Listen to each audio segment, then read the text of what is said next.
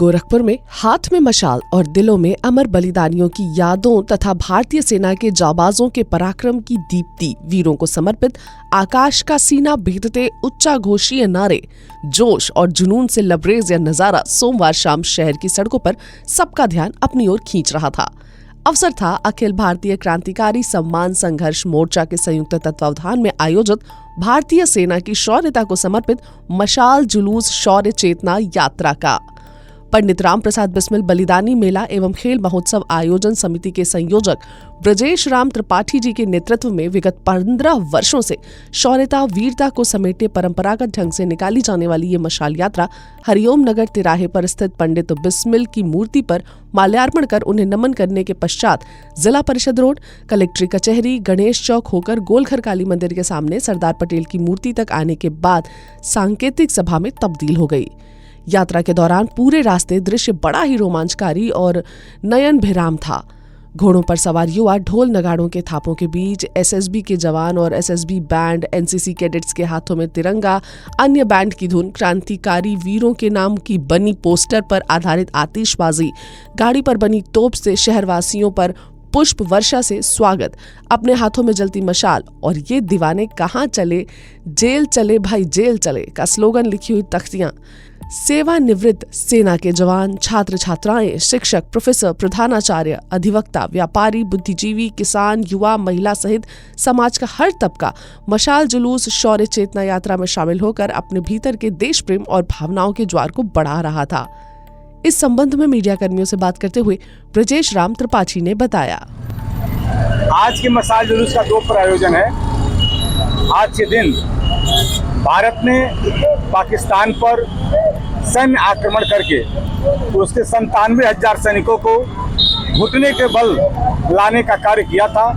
और दुनिया के सैन्य इतिहास में जब हम पढ़ेंगे तो ये पहला ऐसा अवसर है कि किसी भी देश के इतने बड़े सैनिक भारत के सामने घुटने टेके हों।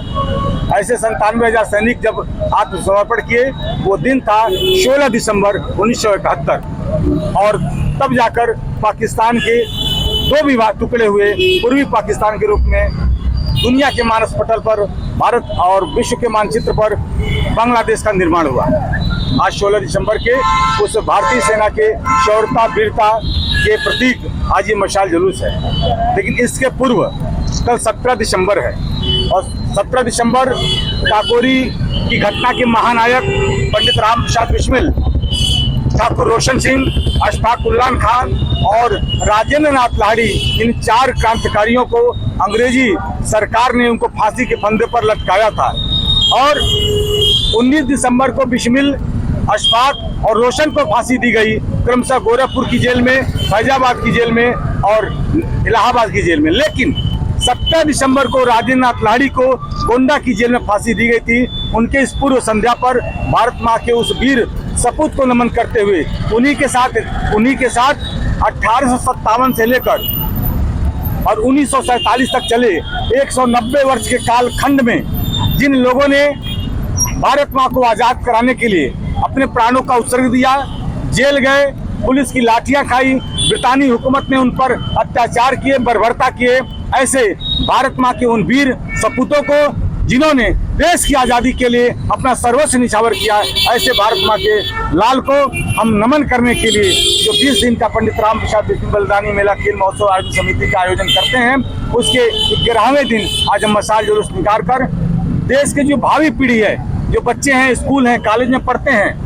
जो जिनकी उम्र 16 से 22 साल का है, उनको इतिहास को बताने का कार्य किया जा रहा है कि हमने कितनी बलिदान देकर, कितना त्याग देकर, कितना सर्वोच्च न्यौछावर करके हम देश को आजाद करा पाए हैं। और इस आज़ादी को बनाए रखने के लिए और भारतीय सेना की शौर्यता वीरता को और पराक्रम को संबल प्रदान करने के लिए ये मशाल जुलूस आज निकाला गया है, जो आज के समय अभी थोड़ी देर में यहाँ से मशाल जुलूस निकल रही है।